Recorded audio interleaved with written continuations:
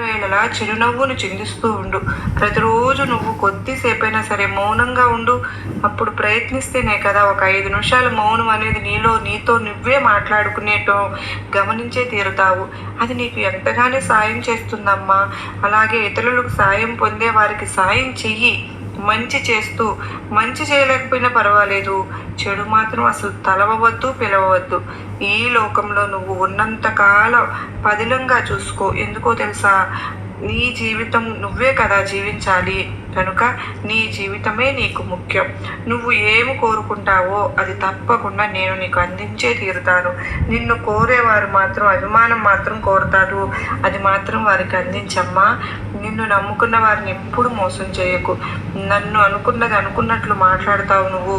కనుకనే నీ విలువ, నీ గురించి తెలిసిన వారు తప్పకుండా నిన్ను అర్థం చేసుకుంటారు. నీకు దూరంగా ఉండలేరు వాళ్ళు. అలాగే నీ తల్లిదండ్రులను గమనించుకుంటూ చూసుకో జాగ్రత్తగా. వారిని చేసుకుంటేనే నీకు దైవ అనుగ్రహం వచ్చినట్లే అని నువ్వు గుర్తుపెట్టుకో.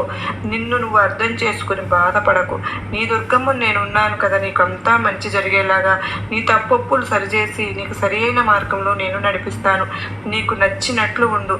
అంతా ఆనందంగానే ఉంటుంది. నీకు